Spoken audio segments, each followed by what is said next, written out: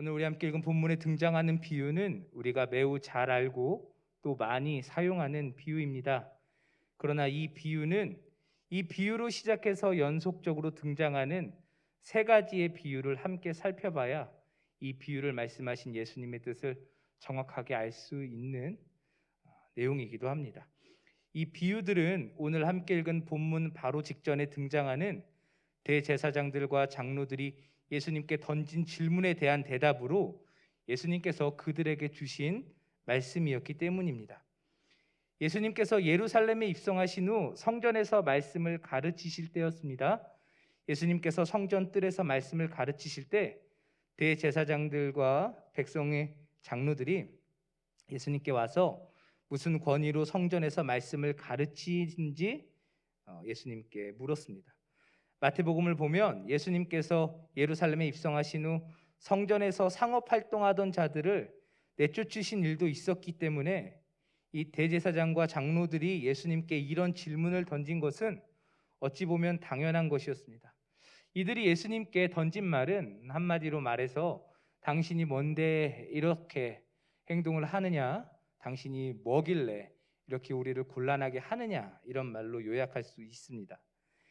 예수님께서는 이들이 어떠한 자들인지 이들의 마음이 어떠한지 누구보다 잘 알고 계셨습니다. 종교 지도자이며 백성들의 지도자이지만 하나님을 경외하지 않고 자신의 이익을 위해 외식하는 자들이 바로 당시 사회의 주류 계층 제사장 바리새인들이었습니다. 이들은 자신들을 비판하고 또 사람들의 지지를 받고 있는 예수님을 시기하고 질투했습니다. 그래서 공식적으로 제사장이나 서기관이 아니었던 예수님께서 성전뜰에서 말씀을 가르치시자 당신이 뭔데 여기서 말씀을 가르치느냐라고 도전을 하며 트집을 잡고 있었던 것이죠. 그런데 예수님께서는 이와 같은 질문으로 도전하는 저들에게 오히려 반대로 질문을 하셨습니다. 그들이 잘 알고 있는 인물인 세례 요한, 그 세례 요한의 권위가 어디에서 왔느냐라는 질문을 예수님께 당신이 뭔데? 라고 질문하는 자들에게 던지셨습니다. 세례 요한이 말씀을 전하며 세례를 줬던 것이 하나님의 보내심인지 세례 요한이 자의적으로 한 것인지를 예수님께서 물어보시면서 이 질문에 대답을 하면 예수님께서 자신의 권위가 어디서부터 임했는지 그들에게 대답하겠다고 말씀을 하십니다. 하지만 예수님의 질문을 들은 자들은 대답을 할 수가 없었습니다. 어떻게 대답해도 다 곤란한 상황을 맞이할 수밖에 없었기 때문에 예수님의 질문에 대답을 하지 못했습니다. 이들 제사장들 또 바리새인들은 세례 요한이 하나님으로부터 왔다고 믿지 않았습니다. 하지만 백성들은 요한이 하나님으로부터 온 선지자라고 믿었기 때문에 사람들의 눈을 의식해서 그가 자기 마음대로 그와 같은 일을 했다라고 말하지 못했던 것이죠. 하나님께로부터 왔다고 말을 하면 예수님께서 왜 그들을 요한을 따르지 않았냐라고 물어보실 테고, 그가 자기 마음대로 한 것이다라고 말하면 백성들에게 지탄을 받게 될 것이기 때문에 자기 양심에도 걸리고 사람들의 눈도 의식해서 예수님의 질문에 대답을 아예 하지 못했습니다. 이들의 이러한 침묵에 예수님께서는 이들의 질문, 예수님의 권위가 어디서부터인가라는 질문에 대답을 하는 대신 비유를 들어서 말씀을 하셨던 것이죠. 그리고 그 비유의 첫 번째 말씀을 우리가 오늘 함께 읽었습니다. 오늘 함께 읽은 두 아들 비유와 뒤이어 나오는 악한 소작농 비유, 혼인잔치 비유는 예수님의 권위를 묻는 대제사장과 장로들을 향한 예수님의 대답이며 그들에게 던지시는 심판의 말씀이었습니다. 오늘은 우리가 먼저 함께 읽은 오늘 본문을 통해서 권위에 대해서 함께 살펴보고자 합니다. 오늘 함께 읽은 비유는 매우 단순하죠. 두 아들이 있는 어떤 사람이 두 아들에게 밭에 가서 일을 하라고 했는데 하나들은 아버지 앞에서 유순하게 반응하며 순종하는 듯 했으나 결국은 밭에 가지 않았고, 한 명은 아버지의 면전에서 아버지의 청을 거부했으나 마음을 고쳐먹고 밭에 가 일을 했다는 것입니다. 단순하죠? 이 중 아버지의 뜻을 지킨 자가 누굽니까? 아버지 앞에서 좋게 말했지만 가지 않았던 자입니까? 아니면 가지 않겠다고 말했지만 결국은 마음을 고쳐먹고 아버지의 뜻을 따라서 밭에 가 일을 한 사람입니까? 누가 아버지의 뜻을 지켰습니까? 당연히 두 번째 아들이죠. 순종은 말로 행하는 것이 아니라 행동으로 실천하는 것입니다. 그렇죠? 맞습니까? 순종은 행동으로 나타내 보이는 거예요. 질문을 받은 이들도 예수님께 둘째 아들이라 대답을 했습니다. 그런데 문제는 그 다음에 있죠. 예수님께서는 이들의 대답이 끝나자 그들에게 말씀하십니다. 갑자기 세리와 창녀들이 대제사장과 장로들인 자기들보다 먼저 하나님의 나라에 들어갈 것이라고 예수님께서 말씀을 하셨던 것이죠. 여기서 먼저라는 말은 순서를 의미하는 말이 아닙니다. 여기서 먼저라는 말은 세리와 창녀들, 그들이 경멸하고 사람 취급하지 않는 그들이 자기들보다 더 하나님 나라에 어울린다라는 것을 뜻하는 말이었습니다. 하나님 나라에 더 가깝다. 같이 줄 세워놓으면 누가 들어가겠냐? 세리와 창녀들이 하나님 나라에 들어가고 자기들은 못 들어간다. 예수님 지금 이런 말씀을 하셨던 거예요. 세리와 창녀는 유대인들이 경멸하는 직업을 가진 자들, 통칭 죄인이라고 불리는 자들입니다.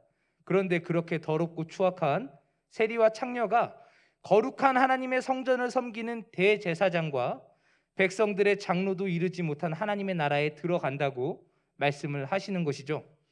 그러시면서 예수님께서는 요한이 그들에게 의의 길을 보여주었지만 그들이 따르지 않았다고 말씀하십니다. 요한이 보여주었던 의의 길이 있는데 그들이 따르지 않았다. 다시 말해서 예수님께서 그들에게 던진 요한의 권위, 그 요한의 권위는 하나님께로부터 임한 것이라고 예수님께서 말씀하시는 것이었습니다. 하나님께서 요한을 보내시며 그들에게 의의 길을 보여주셨지만 그들은 요한을 따르지 않았다는 것이죠. 하나님께서 요한을 통해서 그들에게 말씀하셨지만 그들은 하나님의 선지자인 요한의 말을 듣지 않았다는 것입니다. 자, 그렇지만 세리와 창기들은 요한의 말을 듣고 따랐다. 예수님께서 이렇게 말씀을 하시는 것입니다. 요한이 그렇다면 무엇을 그들에게 외쳤습니까? 무엇을 따르라고 했죠? 하나님의 나라가 가까이 왔으니 회개하라는 것. 요한은 많은 말을 하지 않았습니다. 회개하라는 것이었죠. 요한의 선포는 회개에 있었습니다. 왜입니까? 하나님의 나라가 곧 임할 것이기 때문에 그 나라에 어울리는 자가 되기 위해 그들의 죄에서 벗어나라는 것을 요한은 외쳤던 것입니다. 이것은 특정한 누군가에게만 선포된 것이 아니라 모두에게 선포되었던 메시지였죠. 하나님께서 모두에게 선포하셨던 말씀입니다. 그러나 당시의 종교 지도자들은 이 말을 듣고도 자신들이 죄인이라는 사실을 깨닫지 못하고 오히려 완고하고 강팍하게 행동했습니다. 하지만 그들이 볼 때, 유대인들이 볼 때 너무나 악한 세리와 창기들은 요한의 말을 듣고 자신들이 죄인이라는 사실을 깨닫고 회개하며 요한을 찾아와 세례를 받았다라는 것이죠. 하나님 나라에 어울리지 않다는 사실을 깨닫고 요한에게 찾아가 자신의 죄를 고하고 회개를 세례를 청했다라는 것입니다. 예수님께서는 직접적으로 대제사장과 장로들이 입으로는 순종을 외치지만 실제로는 아버지의 뜻을 따르지 않는 첫째와 같다고 말씀을 하시는 것입니다. 왜입니까? 하나님께서 보내신 요한의 말을 듣고도 따르지 않았기 때문입니다. 유대인 모두가 세례 요한의 존재를 알았죠. 세례 요한의 존재를 알았습니다. 하지만 그들은 세례 요한을 따르지 않았던 것이죠. 그들은 사람들 앞에서 하나님의 뜻을 가르치는 종교 지도자들이었습니다. 누구보다 하나님과 가까운 자로 여겨지던 자들이었습니다. 그래서 존경받았고 높임받았죠. 그러나 그들은 실상 회개하라는 하나님의 뜻을 지키지 않는 완고한 자들이었습니다. 하지만 세리와 창기들은 하나님께서 경멸하는 죄를 범하는 자들이었으나, 그렇게 드러나고 있었으나 하나님께서 보내신 요한의 말을 듣고 자신들을 향해 회개하라고 말씀하시는 그 하나님의 말씀을 듣고 그 말씀을 따랐던 자들이라는 것입니다. 그 말씀을 믿었기 때문에 따랐다라는 것이죠. 눈앞에서 아버지를 모욕했으나 돌이켜서 아버지의 뜻대로 밭에 가 일을 한 둘째 아들과 같은 자들, 그들이 바로 예수님께서 지금 말씀하시는 세리와 창기들이었던 것입니다. 예수님께서는 겉으로 드러난 모습이 아니라 실제로 그 뜻을 따른 자가 하나님께 가까운 자라는 사실을 가르치고 계시죠. 어떻게 드러나느냐가 중요한 게 아니에요. 어떻게 보여지느냐가 중요한 게 아니죠. 사람들이 어떻게 생각하느냐가 중요한 게 아니라 하나님의 뜻을 따랐느냐, 하나님의 뜻을 따르지 않느냐, 시금석은 여기에 있다라는 것입니다. 입으로만 하나님을 섬기는 자가 아니라 실제로 하나님의 뜻을 따르는 자, 그가 곧 하나님을 섬기는 자라고 예수님께서는 지금 우리들에게 말씀을 하시는 것이죠. 복음서를 통해서 하나님의 나라 혹은 천국이 우리들에게 가르쳐질 때 그곳은 지리적이고 영토적인 개념을 말하는 것이 아니라 하나님의 통치가 임하는 곳을 말합니다. 말하자면 내가 하나님의 통치를 받고 있다면, 내가 하나님을 나의 왕으로 섬기고 있다면 내가 곧 하나님의 나라인 거예요. 이게 바로 복음서에서 가르쳐지고 있는 하나님 나라의 뜻입니다. 오늘 예수님께서는 두 아들 중에 실제적으로 하나님의 통치 아래 있는 자가 누구인가 우리들에게 질문하십니다. 누가 하나님의 통치를 받고 있는 하나님의 나라이겠습니까? 이 둘 중 진정 하나님의 통치 아래 있는 자가 누구입니까? 하나님의 뜻을 따르는 자가 누구입니까? 예수님께서는 그가 바로 하나님 나라의 백성이라고 말씀하시는 것이죠. 하나님의 다스림, 하나님의 보호, 하나님만이 주실 수 있는 그 모든 신령하고 부유한 것들을 누리는 하나님의 백성은 누구입니까? 하나님의 뜻을 따르는 자라는 거예요. 사랑하는 성도 여러분, 권위에 대해서 이야기하자고 했습니다. 권위가 의미하는 것이 무엇입니까? 지키고 따라야 한다는 것을 의미하죠. 사전적으로 말하지 않아도 우리가 권위하면 우리 모두가 동일하게 생각할 거예요. 따라야 하는 것, 지켜야 하는 것, 그게 바로 권위 아닙니까? 권위가 있다고 말하는 것은 무엇을 의미합니까? 그것을 따라야 한다는 것을 의미합니다. 오늘 예수님께서 대제사장과 장로들을 비판하시는 이유가 무엇입니까? 그들이 하나님의 권위를 인정하지 않기 때문입니다. 예수님이 그들을 미워하실 이유가 없어요. 예수님이 그들이 미워서 그들을 사사건건 트집 잡은 게 아닙니다. 그들이 겉으로는 누구보다 하나님께 가까운 자로 자처하지만 사실은 하나님을 무시하는 자들이었기 때문에, 그들의 마음에 하나님의 권위를 인정하고자 하는 마음이 조금도 있지 않았기 때문에 예수님께서는 그들을 향해 뭐라고 말합니까? 연기하는 자들이라고 비판하시죠. 외식하는 자. 외식이 연기하다라는 뜻이거든요. 너희들은 지금 연기하고 있다. 겉으로는 번지르르 하지만 그 속은 해골이 가득한 무덤이다. 하나님을 하나님으로 여기고 있지 않기 때문에, 믿고 있지 않기 때문에 예수님께서는 그런 이유로 사람들에게 존경받고 있는 지도자들을 비판하고 계시는 것이죠. 그들은 결코 그렇게 말하지 않았을 것입니다. 나는 하나님을 믿어. 나는 하나님의 제사장인데 누가 나보다도 하나님께 가깝겠어? 라고 말을 했을 거예요. 하나님이 자신들의 왕이고 나의 주인이야 라고 말했을 겁니다. 하나님이란 말, 여호와라는 말이 나오면 벌벌 떨면서 그 전에 있었던 신앙의 선배들이 그랬던 것처럼 연기했을 거예요. 하지만 정작 그들은 하나님의 뜻을 따르지 않으므로 하나님의 권위를 부정하는 자들이라는 사실을 드러낼 뿐이라고 예수님께서는 말씀하십니다. 하나님의 백성들은 하나님의 권위 아래에 있는 자들입니다. 믿으시길 바랍니다. 우리가 성도라고 말한다는 것은 내가 하나님의 권위 아래에 있다, 이것을 말한다는 거예요. 내가 신자라고 말할 때에는 다른 것을 말하는 게 아니라 하나님이 내가 따라야 할 유일한 권위라는 사실을 인정한다는 것을 뜻한다는 것이죠. 하나님의 권위를 인정하고 그것을 따르는 자들이 하나님의 백성입니다. 목숨을 걸고 예수를 그리스도라 고백했던 이 당시 성도들에게는 그 말을 따르는 것이 너무나 당연한 것이, 내가 목숨 걸고 예수 믿는데 예수님의 뜻을 따르지 않을 이유가 뭐가 있습니까? 연기할 필요가 뭐가 있어요? 사람들에게 예수님 잘 믿는 척할 필요 뭐가 있어요? 그러다 죽는데.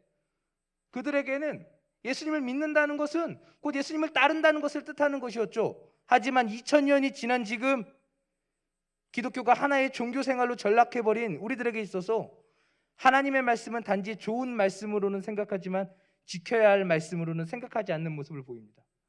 내 마음에 흡족해요. 들으면 아 정말 그래, 이거 시원하다, 그럴싸한데, 아 오늘 내 마음에 감동이 됐어, 그런 말 하잖아요. 아 오늘 은혜 받았어. 하지만 예배당을 나서고 나면요, 그게 더 이상 나에게 아무런 당위성이 되지 않는 거예요. 지켜야 할 하나님의 말씀이 아닌 거죠.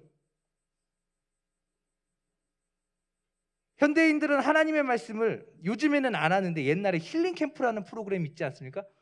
그거랑 비슷한 프로그램이, 요새 제가 TV를 안 봐가지고 뭐가 있는지 몰라서 힐링 캠프밖에 안 떠올랐는데, 이 힐링 캠프 보면은 연예인들 나와가지고 이야기들을 막 하잖아요.